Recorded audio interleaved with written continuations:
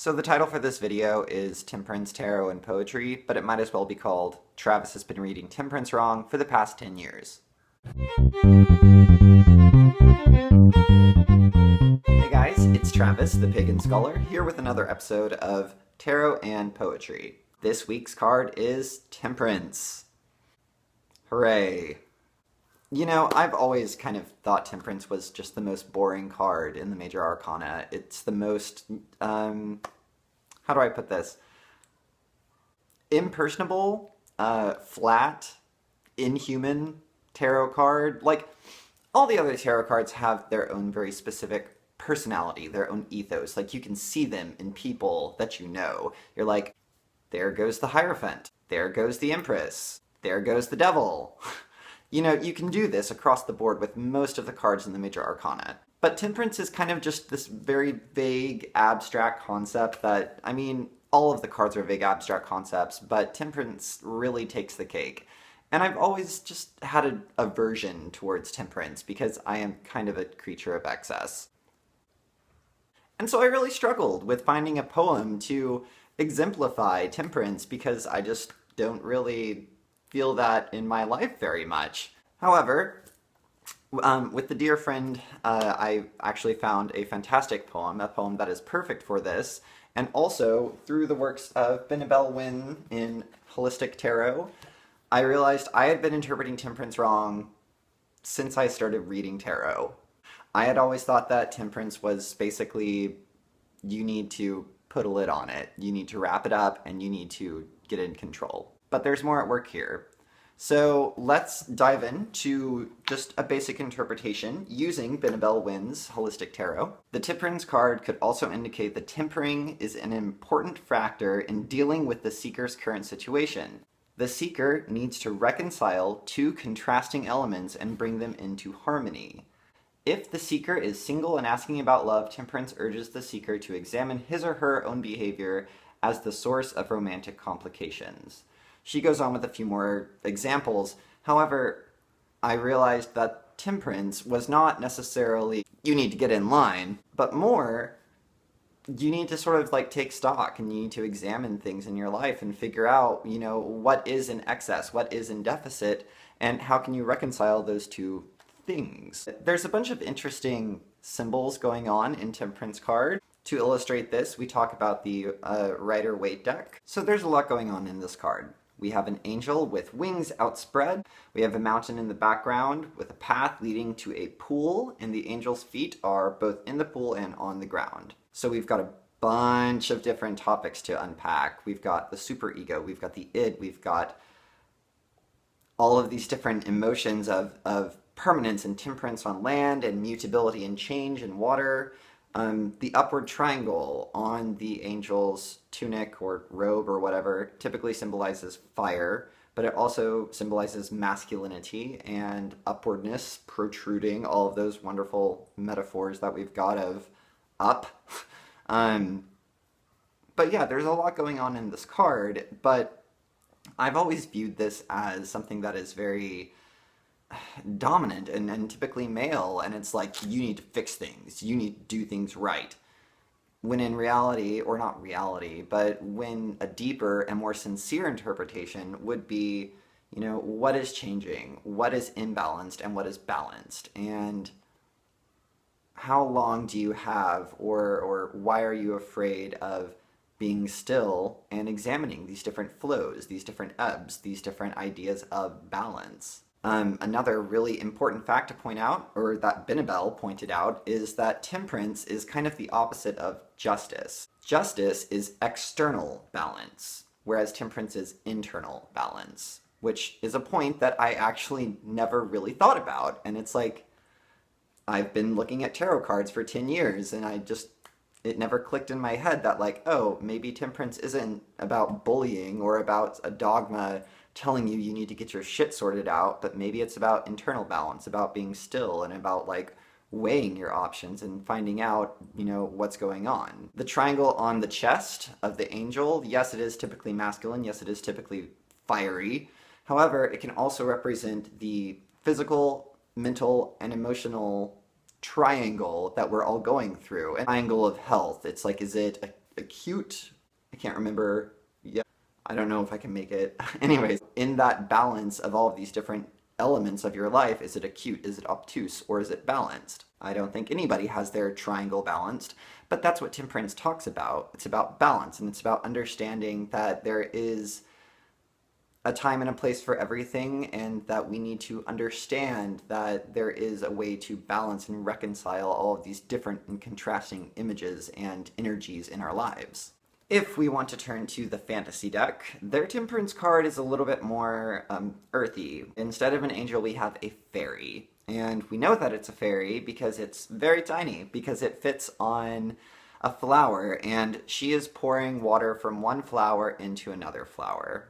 And so this is kind of a little bit more harmonious with my original interpretation of temperance, in that sometimes you need to work at it. Sometimes you need to slow down, and even though you might have a bunch of different things going on, there can be work that can be done in the moment, and it can be fulfilling, but you really need to focus. You really need to pay attention. You really need to understand that this isn't going to be an easy task, but it's going to be something that needs to be done, and so we need to pay attention and devote ourselves to it. There's a sunflower in the back. I think that that is representative of the sun, that it can be joyous work.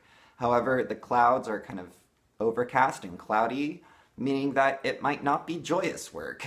But the figure on the flower herself, she's not looking at the sunflower, she's not looking at the sky, she's looking at the task at hand.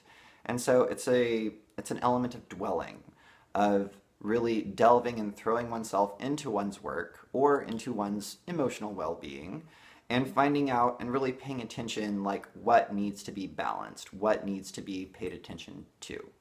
And then finally, with the Night Sun deck, we have, yeah, a really interesting, cool card. We do have another angel. However, she's a little bit more, not steampunk, but she's a bit more mechanical. She is holding one head that is pouring out of its mouth, kind of like its tongue, kind of like blood, into the brain of another head. And so I do think that there is a symbol going on here. We have the superego talking to the ego, or the ego talking to the id, or even the battle between the superego and the id. I do think that there is this idea of communication between the two and balancing, like, where is this energy flowing? Where are these messages coming from? However, the other thing that I think is really important about this card is that the angel is actually looking at you. She is looking directly at the observer of the card, be it the reader or the seeker. I think that is poetically actually very important, because a lot of times when we look at images of art, they're objects, they are others, they are something that we are not, going to have look into us. In the Night Sun Tarot, it's something that is actually peering into us and piercing into the depths of our psyche, the things that we would rather not say, and it's saying, where are your priorities? What is balanced, what is imbalanced, and what are you paying the most attention to? Now, on to poetry. I actually put out a call for poems on my Facebook and through a YouTube group that I'm a part of. I got some wonderful suggestions from Michael from Deviant Witchery and Anika from The Sea Priestess, both wonderful YouTube channels that you should follow. However, I also got a recommendation from Nadia from Lady Jane's Bewitchery. She and I have been going back and forth a lot on Facebook, talking about poetry, about literature, and she suggested this poem, which blew me away and really helped me appreciate this newfounded understanding of temperance that I kind of just cultivated. So, without further ado, Patience by K. Ryan. Patience is wider than one once envisioned. With ribbons of rivers and distant ranges and tasks undertaken and finished with modest relish by natives in native dress. Who would have guessed, if possible, that waiting is sustainable? A place with its own harvests.